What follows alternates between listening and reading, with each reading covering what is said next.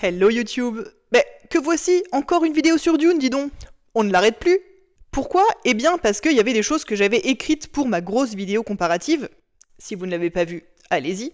Mais que j'avais fini par laisser de côté pour ne pas rendre la vidéo encore plus longue. Et aussi parce que certains d'entre vous m'ont écrit qu'ils souhaiteraient me voir réitérer ce travail de comparaison, donc c'est ce qu'on va faire aujourd'hui. On va prendre une scène du roman Dune et on va voir comment les différentes versions filmiques, celle de David Lynch, celle de Sci-Fi et celle de Denis Villeneuve, l'ont adaptée. J'avais déjà fait l'exercice avec la première et la dernière scène du livre, à savoir la scène du Gom Jabbar et le duel final entre Paul et Feyd-Rautha, mais il y a d'autres scènes qui mériteraient qu'on s'y attarde. Il est donc bien possible que je fasse plusieurs petites vidéos sur le sujet, sur le modèle de une vidéo par scène. Au programme aujourd'hui, un passage situé dans le dernier quart du premier roman, et une scène importante dans l'intrigue, le discours de Paul Atreides aux Fremen, le moment où il endosse officiellement le rôle d'élu, de prophète, où il devient le Lisan al-Gaïb tant attendu par les Fremen et assoit son autorité sur eux. Cette scène est présente dans chacune des 3 adaptations de Dune, mais elle est abordée de manière très différente. On va donc mettre en parallèle les différents aspects de cette scène et voir ce qui fonctionne ou pas dans chacune des versions, tout en prenant le roman comme référence. J'en profite ici pour vous dire un très grand merci pour vos réactions sous mes vidéos d'analyse comparative. J'ai eu plein de commentaires adorables et aussi des commentaires qui ont suscité des discussions et des débats, ce que je trouve super cool. Donc merci beaucoup, sachez que ça me fait hyper plaisir de lire vos gros pavés de texte et d'en discuter avec vous.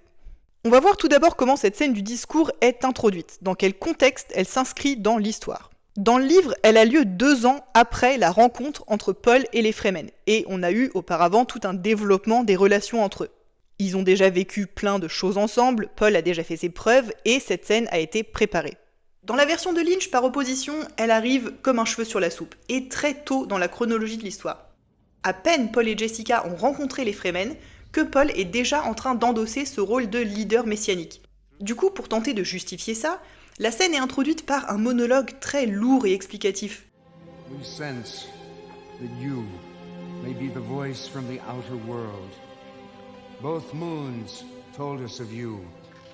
Et on a un vieux barbu qui balance un encensoir et un autre vieux barbu qui tient Paul par la taille, tel Jack et Rose dans Titanic. C'est assez chelou. Quand même, c'est classe les vieux. Ils arrivent, c'est hyper mystérieux. Les vieux, c'est mystérieux. Mais vous foutez de moi? A noter aussi que dans le film de Lynch, Paul s'adresse à 2 reprises aux Fremen, la deuxième fois peu avant la bataille finale. Je vais donc prendre les 2 bouts de ce discours en compte dans mon analyse. Dans la mini-série de Sci-Fi, tout comme dans le Dune de Villeneuve, on a eu nettement plus de développement en amont de cette scène. On a eu plein de séquences entre Paul et les Fremen, donc elle s'intègre bien dans la narration. Dans les 2 cas, elle a lieu peu après que Paul ait bu l'eau de la vie, et on comprend pourquoi il choisit de s'adresser aux Fremen à ce moment-là.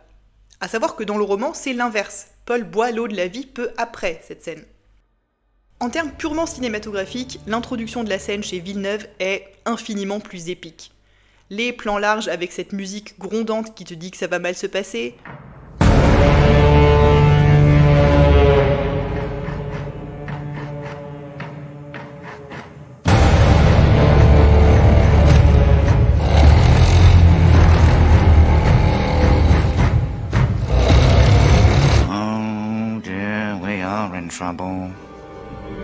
Ce plan badass avec la silhouette de Paul et le vert des sables en arrière-plan comme si Shai-Hulud annonçait son arrivée, les hordes de Fremen mi-méfiants, mi-subjugués qui s'écartent pour laisser la place à Paul, les gigantesques portes du temple Fremen sculptées dans la roche. Visuellement, c'est incroyable. Normal, on est chez Denis Villeneuve. Parlons de l'aspect visuel de la séquence. Dans toutes les versions, au niveau de la mise en scène, on a une opposition entre Paul et la foule des Fremen. Chez Lynch et dans la série, Paul est placé en hauteur par rapport aux Fremen. Et chez Villeneuve, il est au centre d'un cercle formé par la foule. Dans tous les cas, visuellement, il a une position de pouvoir et de domination. Dans la série, sans doute pour des raisons budgétaires, la foule est pour ainsi dire inexistante. On a quoi, une trentaine de Fremen? Chez Lynch, ils sont déjà nettement plus nombreux, et chez Villeneuve, ils ont l'air d'être des centaines de milliers. C'est impressionnant. Au niveau du décor, idem, le manque de budget de la mini-série se fait sentir. C'est clairement un matte painting en arrière-plan, ce qui rend le décor très plat, on se croirait au théâtre. La lumière, elle aussi, fait cheap, contrastée à outrance et qui passe sans explication de orange à bleu pendant la scène, comme si la nuit venait de tomber en 15 secondes. On sent la décision purement esthétique, mais qui n'a aucun sens dans la narration. Le coup de la lumière qui change sans raison, c'est un truc que la série fait plusieurs fois. Par ailleurs, ça m'embête un peu que la scène se déroule au Sietch Tabr, parce que dans le bouquin, ils sont plus au Sietch à ce moment de l'histoire. Chez Lynch, on a un grand décor en béton brut plutôt sympa, et tout a un aspect très ritualisé.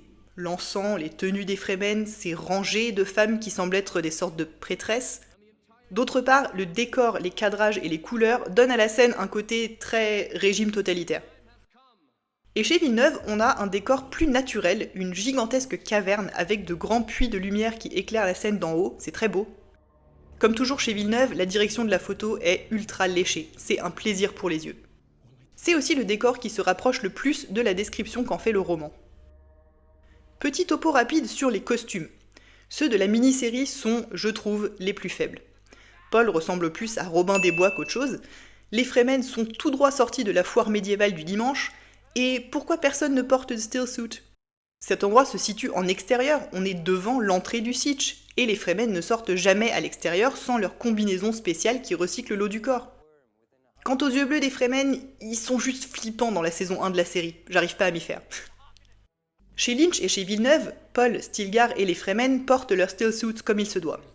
J'aime beaucoup les variations de costumes chez les Fremen fondamentalistes de Villeneuve, il y a des designs très sympas. Et Stilgar lui-même porte un costume traditionnel pour signifier son appartenance à ce groupe.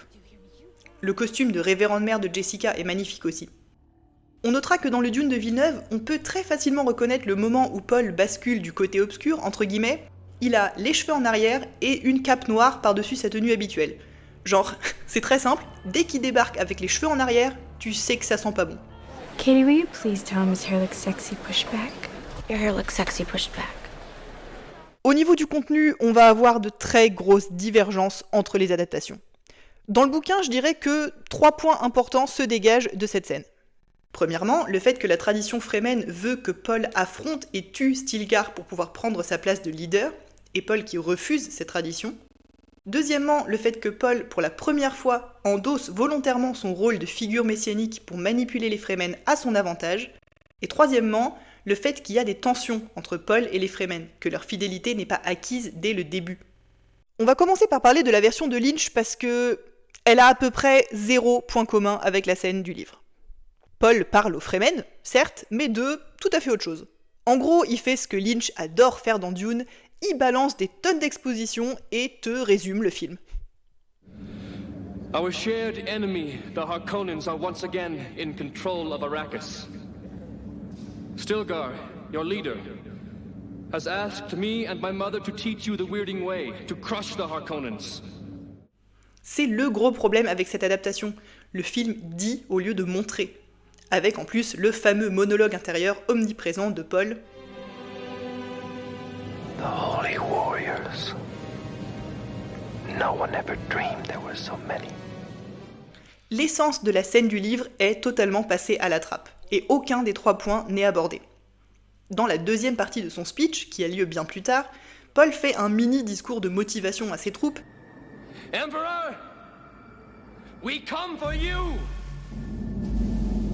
We come for you. Mais là encore, rien à voir avec le contenu du livre, si ce n'est la réplique « Long live the fighters ». Long live the fighters! Et en plus de ça, le discours arrive tellement tôt dans l'intrigue qu'il semble absolument pas mérité. On se demande pourquoi les Fremen en ont quelque chose à foutre de ce mec qui vient de débarquer, qui n'est pas encore considéré comme l'un des leurs, etc. À ce stade, Paul, c'est un étranger pour les Fremen. Du coup, c'est très maladroit et semble précipité et hors de propos. A storm is coming. Our storm. Honey, you've got a big storm coming. Dans la série de sci-fi, la scène est nettement plus proche de celle du roman. Les 3 points clés sont tous abordés et les dialogues sont en partie tirés directement du livre. Will you cut off your right arm and leave it bloody on the floor? Do you think the Mahdi is that stupid? Do you think me stupid? Do you think I'll cut off my right arm and leave it bloody on the floor of this cavern just to provide you with a circus? On a ce qui, à mon sens, devait impérativement être présent dans la scène, une évolution progressive du pouvoir que Paul exerce sur les Fremen, jusqu'à tous les avoir dans sa poche au final. Et aussi le fait que Paul joue sur 2 tableaux. D'un côté, il se présente comme le prophète des légendes Fremen, le Lisan al-Gaïb, le Mahdi, et de l'autre comme le duc d'Arrakis, l'héritier de la lignée Atreides à qui le pouvoir revient de droit. You say I am the Mahdi. I say I am your duke. Il mêle habilement politique et religion, ce qui va être la base de son pouvoir par la suite. Et on ne peut pas mentir éternellement au peuple. Mais si on peut très bien. Moi, à mon usine, je lui mente toute la journée au peuple. Mais il aime qu'on lui mente, le peuple.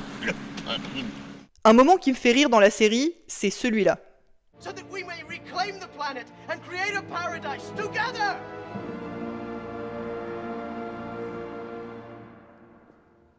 Tu t'attends à un tonnerre d'applaudissements et gros flop. Hey, franchement, voilà. Les Fremen finissent quand même par se manifester, mais avec un petit temps de décalage qui me fait toujours rigoler. La fin de la scène, en revanche, je la comprends pas. Paul finit son speech et il se passe ça.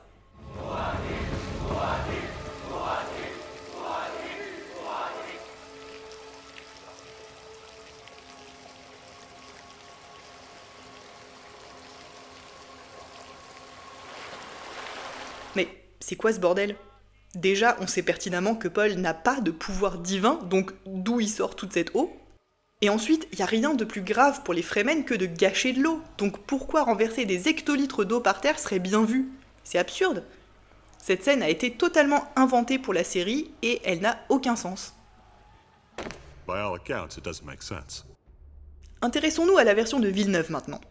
Elle contient les mêmes éléments que celle de la série et elle est elle aussi assez fidèle au bouquin. Là encore, certains dialogues sont tirés mot pour mot du livre.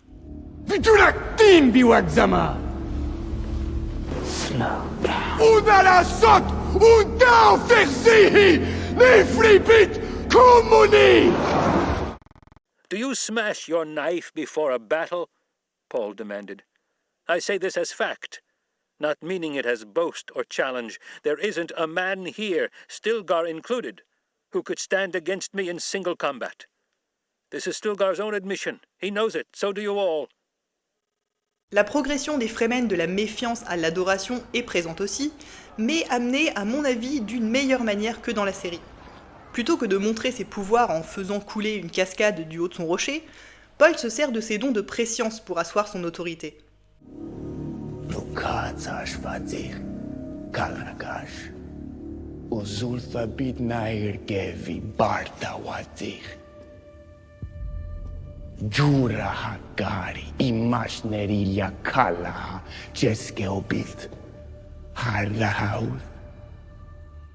Genre, tu choisis le gars le plus baraqué de l'assistance, tu lui parles de sa grand-mère devant tout le monde, et bam, tu leur as tous rabattu le caquet. Meilleure technique.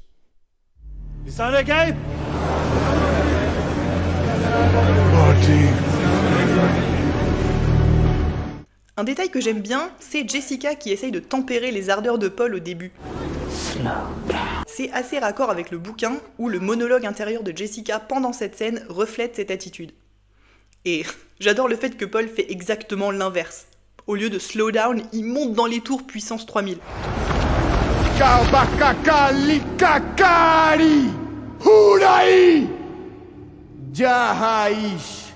Un autre truc que j'adore chez Villeneuve et qu'on retrouve très souvent dans sa mise en scène, les reaction shots sur les autres personnages pendant le speech de Paul.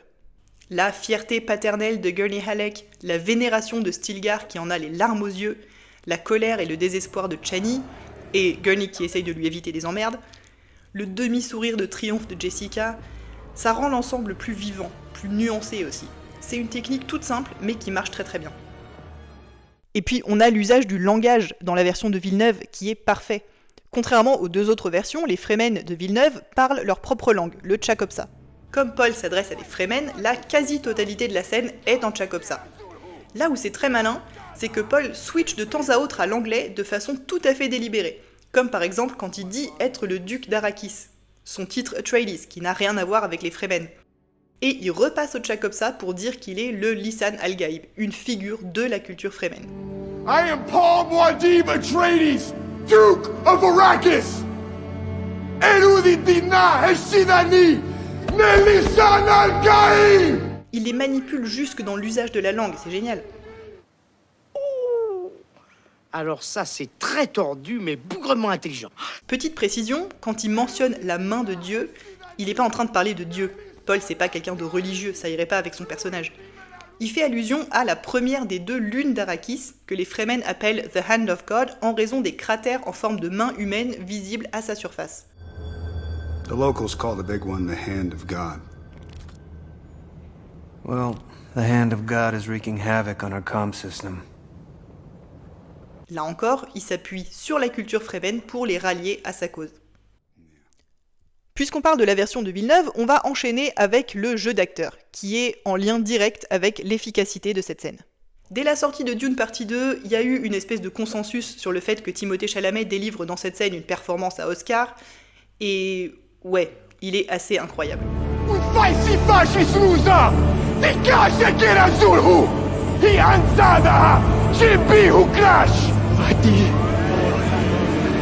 En dehors du fait que ça n'a pas dû être facile du tout de tourner dans une langue créée de toutes pièces, il est d'une justesse absolue dans sa performance.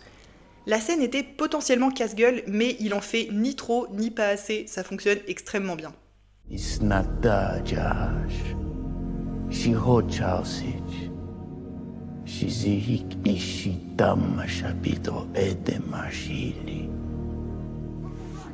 Il arrive complètement à vendre le truc au point où t'as aucun mal à comprendre pourquoi les Fremen se font endoctriner. En tant que spectateur, t'es toi aussi pendu à ses lèvres pendant tout le discours. Mon oncle, tout ceci est des plus palpitants. Timothée Chalamet est évidemment au centre de la scène, mais les autres acteurs font eux aussi un super taf, même si on les voit que quelques secondes. J'aime beaucoup les réactions de Josh Brolin, notamment. Tu vois à quel point ça touche Gurney de voir Paul, qu'il aime comme un fils, succéder à son père. J'adore aussi ce mec-là et son petit mouvement de tête provoquant en mode... Tu crois que c'est du respect, ça? Tu crois que c'est du respect, mon garçon? Est-ce que tu crois que c'est du respect? Hein? Et Javier Bardem est impeccable, comme toujours.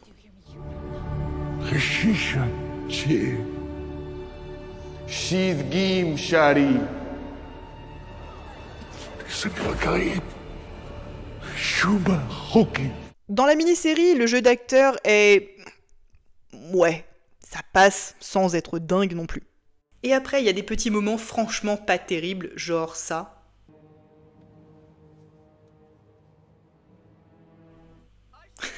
Comment il a l'air de galérer pour mettre sa bague, ça me fait rire. Et puis, clairement, il a pas le 10e de la prestance du Paul de Villeneuve, quoi. En revanche, j'aime plutôt bien la performance de l'acteur allemand Uwe Ochsenknecht qui joue Stilgar. Do you live for the good of the tribe, Stilgar? There's no other way. Et chez Lynch, pareil, c'est correct sans être excellent. We must do more than this. We must totally destroy all spice production on Arrakis. Pour le coup, je sais que Kyle MacLachlan peut être un acteur génial. Harry? In the heat of the investigative pursuit, the shortest distance between 2 points is not necessarily a straight line. Mais le script du Dune de Lynch lui a pas vraiment donné l'occasion de le montrer. C'est pas mauvais, hein, c'est juste assez plat. Arrakis. Dune. Desert planet. Mec, je suis pas sûr que ceux du fond t'aient entendu là. La musique n'est pas très présente dans 2 des 3 versions qui font plutôt la part belle au silence. Dans la mini-série, le début de la scène se déroule sans musique, et puis elle enfle progressivement pour annoncer le climax de la fin du speech, ce qui rend encore plus drôle le moment où ça tombe complètement à plat. So that we may reclaim the planet and create a paradise together!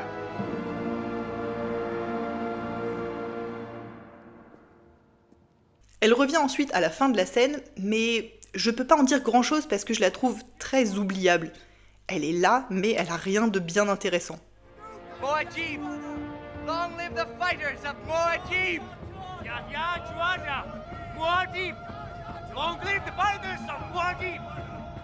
L'adaptation de Lynch, j'ai l'impression, avait un nombre limité de morceaux à sa disposition lors du montage, et plusieurs morceaux ont été réutilisés plein de fois dans des moments différents du film. Lors de cette scène du discours, on entend des bribes de 2 morceaux qu'on avait déjà entendus avant, dont le thème de la prophétie de Brian Eno. Desert planet. Your time has come. A storm is coming. Our storm. Et du coup, on sent que c'est pas des musiques qui ont été composées spécialement pour ce moment. Elles sont pas mauvaises, hein, juste assez anecdotiques dans le contexte. Ça aurait pu tout aussi bien être une autre musique. Quant à la voix de Paul, elle a été modifiée et amplifiée pour lui donner plus de résonance. The Guild and the entire universe depends on Spice. He who can destroy a thing controls a thing. Je sais pas si l'idée c'était de montrer qu'il se sert de la voix pour s'adresser aux Fremen, ce qui, je rappelle, est le cas dans le livre. He's using the voice well, Jessica thought, but that's not enough with these people. They've good insulation against vocal control. He must catch them also with logic. Mais au final, on a juste l'impression qu'il parle dans un micro avec de la reverb. On a vu l'usage de la voix plus tôt dans le film de Lynch, et ça ressemblait pas à ça.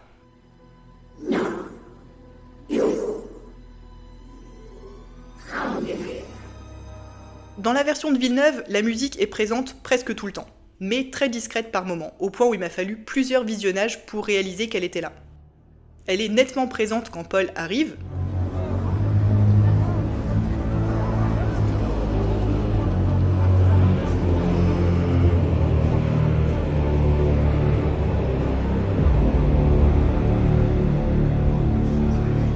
et elle est sombre, menaçante, bref, si t'avais pas encore compris avec l'introduction de la scène, elle te rappelle que ça sent le roussi, et elle s'amplifie crescendo à la fin de son speech jusqu'au moment où la foule l'acclame.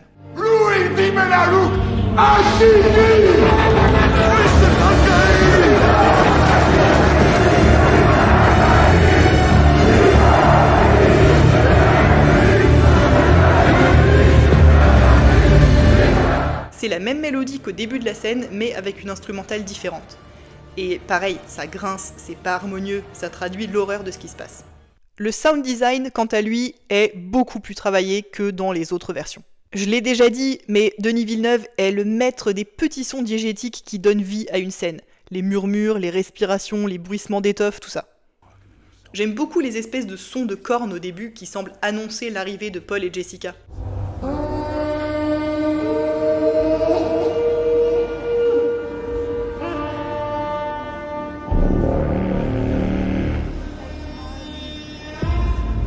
Et tout au long de la scène, les réactions sonores des Fremen traduisent leur état d'esprit. La curiosité, la colère, la stupéfaction, l'adoration, rien qu'au son de la foule, tu sens cette évolution. Et je suis pas sûre, mais je pense que la voix de Timothée Chalamet a été subtilement boostée en post-production pour lui donner un chouï plus de puissance. Et pour le coup, ça marche très bien. It is the only way. I'm pointing the way! Écoutez, je crois que j'ai fait le tour de ce que j'avais à dire sur cette scène. Clairement, ici, le Dune de Lynch est le grand perdant de la course, au sens où la scène du livre et les concepts qu'elle véhicule sont littéralement inexistants. Dans la mini-série, la scène a des défauts, certes, mais elle fait quand même partie des passages qui fonctionnent plutôt bien. Tant en termes d'acting que de mise en scène, on a eu bien pire dans cette série. Et celle de la version de Villeneuve, je crois qu'elle est partie pour rester dans les annales, et franchement, c'est mérité. Comme d'habitude, laissez-moi votre avis en commentaire, dites-moi quelle scène ou quelle thématique vous voudriez me voir aborder par la suite, et moi je vous donne rendez-vous très bientôt pour la prochaine vidéo dont le montage est déjà quasiment terminé. A plus, salut!